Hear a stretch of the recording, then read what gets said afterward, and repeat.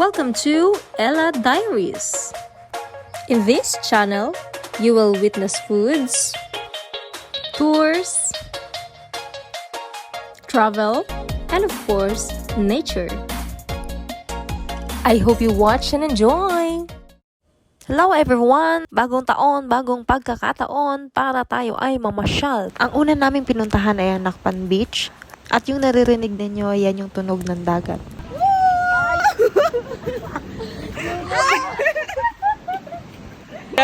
Kasing human drone to. 5 PM ay nasa Leo Beach na kami para abangan sana namin yung sunset. Kaya lang maulap at medyo foggy yung El Nido this time. Kaya yan lang ang view ng Leo Beach ngayon. Around 6:30 PM, umalis na kami ng Leo Beach tapos dumiretso na kami sa Strong Tower Inn kung saan doon kami magsistay for the night. Finally, nandito na kami sa bayan. Ang kainaman na sa bayan na kami, mura pa yung aming tulugan. Ironic ka na nakikita ninyo sa post sa Facebook at Instagram. Ito talagang realidad ng mga gumagala. Nagbabudget dahil baka pag uwi namin, kami ay tulala. Kaya naman, kinocompute namin lahat ng gastusin mula sa pagkain hanggang sa aming entrance. At dahil dyan, tinawag namin ang aming grupo na Team Pahirap. Pakita mo sa Pinas. O yan ang ulam ng mayayaman. Ang mga professional na Mga nag-tour. professional na nag-tour. Sa Engineer. O yan, ilan ang inadyo? Seaman. Engineer. Sa abroad din pa. Abroad. Abroad. Ilang digits? Ilang digits pa? Sweldo. Ayan, bagong engineer. Ay, naku. Engineer pa ulit. Sardinas. Corn beef. Ito pa. Ang anak ni Doc. Anak ni Diba, sabi ko sa inyo, yan talaga ang realidad ng buhay. Ang mahalaga, we had a good night's sleep and kinabukasan. Hi guys, good morning. It's milk time. It's 6:17 AM and today is Saturday pala. So yun, punta tayo sa 4th floor because nandito yung mga kasama natin. Kakain na naman ng mga mayayaman for today's video. Pagkain na naman ng mga mayayaman. Tinapay. At yun na nga, ito na naman ang pagkain ng mga Team Pahirap. Pansit Canton na may tinapay, tapos nagko-coffee. Syempre, yung iba naka-milk or Milo. For today's video, tayo ay mag-island hopping and before that, kailangan natin kumain. Before anything else, Pakita ko yung view dito. Ganda. Oh, di ba? Ang ganda. Ito yung view namin kasi nasa 4th floor kami. Tapos, ito naman yung sa kabila. Yan! Kitang-kita. Oh, ang ganda. Tapos, yun, makikita mo na yung mga daanan. Yan yung kapitbahay namin. Yan, ganyan yung buong view niya. Yun. Tapos dyan yung mga daanan. One way. Yun, may red doors dun sa dulo. Tapos ito naman, lolo o yung pension. Hi! Ready na ang mga Team Payaman. Team Pahirap, ano ka ba? Team Pahirap pala kasi may Team Payaman na, di ba? Yung dalawa hinihintay namin. Kompleto na tayo. O, narinig daw niya. 8:30 AM na at hindi pa dumarating yung sundo namin, kaya kami ang ginawa namin, naglakad-lakad. Pero maling desisyon pala yun. Gaya ng ibang tourist dito, ang pinili namin ay ang Tour A na very common sa lahat ng mga pumapasyal. At para hindi maboring sa kahihintay ang mga tao, ang ginawa nila ay sumayaw-sayaw. Actually, kagabi pa yan sila may hangover kasi pumasok yata sila ng bar. Siguro na LSS ang mga yan. Habang sa ATM naman sa tabi ko ay busy sa paghahanap ng bar yan na ibibigay niya sa bawat isa sa amin. At si RR naman ay busy sa pagpipicture. Tataba rin tayo. Yes! Tayo. O, picture muna tayo. Sorry guys, video to, hindi to picture. Pero dahil hindi nyo alam, kaya sumama din kayo. Hello guys! Dito na tayo sa malapit sa dagat. Picture! Favorite song ko.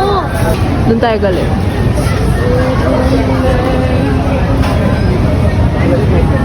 Pulis muso.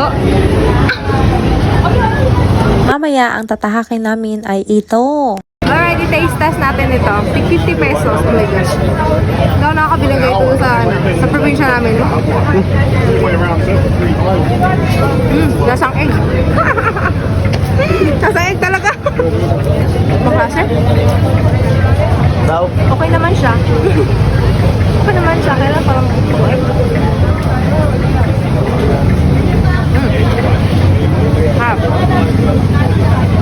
Egg pa is just a sample of their product dahil marami pa silang tinapay na puro tig 50 pesos. Pero ang isa sa mahal na binibenta nila ay yung 150.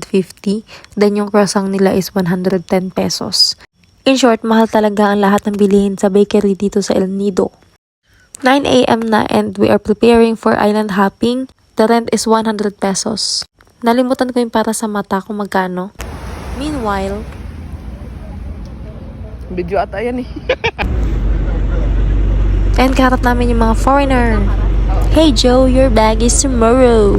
Nakasakay na kami sa malaking bangka. Parang kasya dito ang 30 na katao.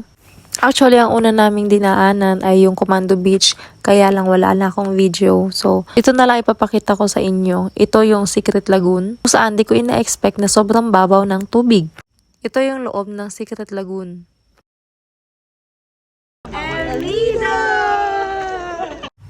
Then, meron pa akong pinuntahan na ibang island kaso hindi ko na alam yung mga pangalan at yung pagkakasunod-sunod. Basta ang alam ko lang pagtaos namin maligo, dito na kami sa taas ng bangka kasi meron naman siyang view deck. Then, pinasok namin ang Big Lagoon, gumamit kami ng kayak. At sa part ng Big Lagoon, meron dyan yung hanggang baywang lang kaya bumaba kami para mag-picture. Tinapos namin ang 5 island and then we're going home. At dahil gabi na, sawa na siguro sa Pansit Canton ang mga kasama ko kaya naman naghanap kami ng makainan. At sa kalalakan namin, nakakapagod pala ang pabalik-balik. Buti na lang andyan si Karen para kami ay alawin. Ilang tindahan din yung pinuntahan namin tapos hindi rin naman namin talaga kakainan, no? Tapos mamaya-maya nakakita na kami ng masarap na kainan. Sa sobrang sarap ng mga pagkain, ang mahal ang binayaran namin. May pag-guest the bill pa sila after. Naku girl, ang binayaran namin na sa 3,000.